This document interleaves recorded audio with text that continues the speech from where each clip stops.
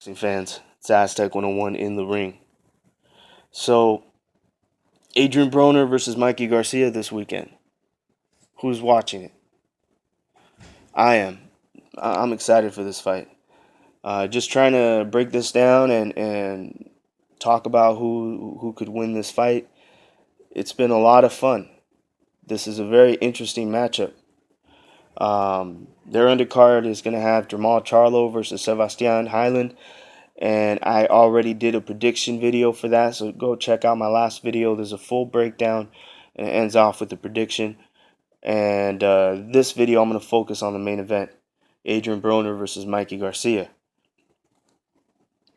I'm going to tell you guys, it's been fun thinking about who's going to win, but it's been really tough making up my mind on who I'm going to stick with, because there's a few factors in here that make the whole thing confusing. I know the odds are heavily in Mikey Garcia's favor, but I mean, just after breaking this down and looking at it in black and white, um, I can't believe that Adrian Broner is not considered the favorite. It's insane on how the odds were at one point, what, 5-1 Mikey Garcia. Like, I don't know. It seems like Broner is has a point when it comes down to him being severely underrated.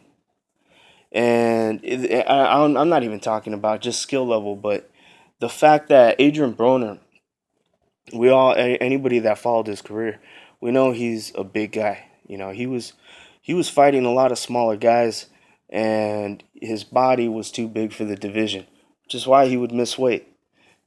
And it wasn't because he was partying. He's just too big for that division, and him moving up in weight is something that he had to do. Um, but Mikey Garcia is not a big guy. He's moving up from 135 to fight Adrian Broner at 140, and Adrian Broner should honestly be at 147. But because he feels he can't win at 147, he's going down to 140. And with all that being said, Broner is just going to have a huge size advantage. Now I wonder how much of that is going to affect the fight. Because as far as boxing skills, Broner's not the best, but he's no slouch. Let me give you guys some stats. Now Adrian Broner's coming into this fight 33 wins, 2 losses, 0 draws. 24 of those wins come by KO. Then you got Mikey Garcia, undefeated record, 36 wins, no losses, no draws, and 30 of those wins come by KO. And you know what? This stat alone kind of made me question who's a harder puncher. Uh, Obviously, Mikey Garcia has a higher KO ratio, and then I started looking at their last fights. I'm not really impressed with Mikey Garcia. I'm not. I followed his career, but just looking at what they've done in the past 3 years, I know Mikey Garcia was trying to get out of a contract, but this is terrible. He's fought 3 times the past 3 years, while you got Adrian Broner, who's fought 7 times. So Broner's coming into this fight being much more active. How much of that will be a factor in this fight? Not just that. I'm trying to look at Mikey Garcia's most notable wins, and his last fight was Dejan Slatikanen. Go check out the fight if you haven't seen it. Brutal KO. Mikey Garcia won impressively, but and Dejan had never been knocked out. He was undefeated too. But people are expecting a little bit more from Mikey. His other notable wins are Roman Martinez, Juanma Lopez, Orlando Salido. But still, he hasn't been very active. And the names, his resume just seems very, very light. Then you got Adrian Broner. Adrian Broner, on the other hand, even though he's lost a few times, there's a lot of names on his resume. There's a lot of names. Like, there's good names.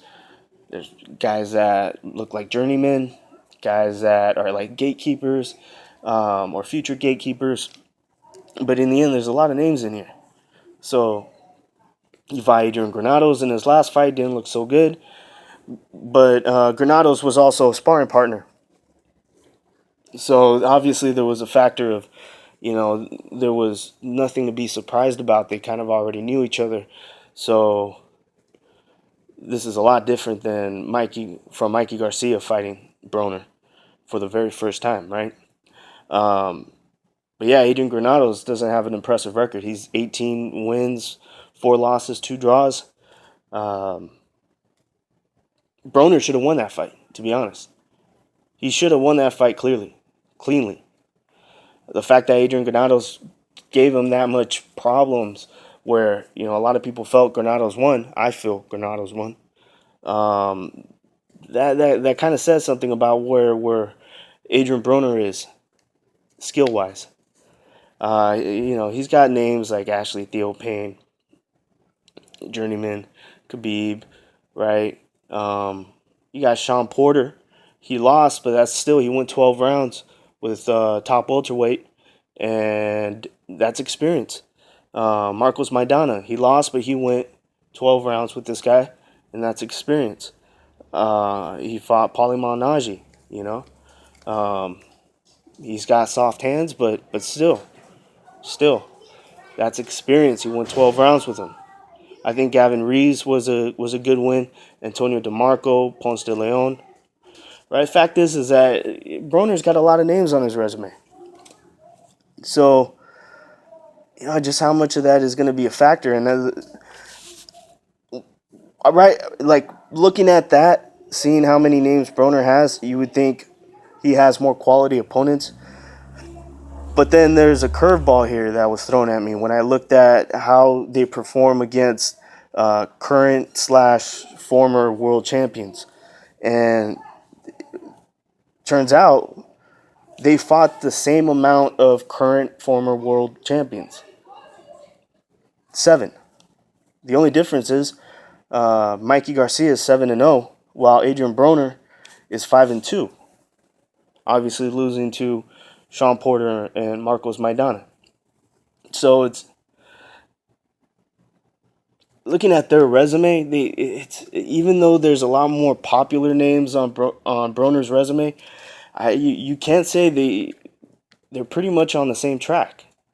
They're only one fight difference. Like total fights, Mikey Garcia has 36, while Adrian Broner has 35. This is a good time for them to match up. Good time for them to match up. But looking at this, Broner has to win this fight. He's fighting the smaller guy, someone moving up. You blow up heavy. Last fight Mikey Garcia was in, it was at 135. You should be able to bully him. So and you have all these names on your resume. You've been at a higher weight division for a longer time. This is going to be Garcia's first time moving up from 135. So you're going to be the first obstacle. You should have an advantage here. You really should. He's moving into your territory. So and you shouldn't be drained for this fight. To be honest, Adrian Broner should be the favorite. But somehow Mikey Garcia is the favorite. But then you just look at their performances, and Broner has not looked very good. He just hasn't, especially against Granados. That should have never happened. Even though I'm using a little bit of an excuse saying that they were training partners, that still should not have happened. You shouldn't have allowed someone like Granados to work him like that. And Mikey Garcia is no Granados. I mean, he'll do whatever Granados did 10 times better. But still, I'm worried about the size difference. How much of that is going to influence the fight? Um, I don't have a prediction, guys. I do not know who's going to win. I don't know. What do you guys think? This is Aztec 101 in the ring, and I'm out.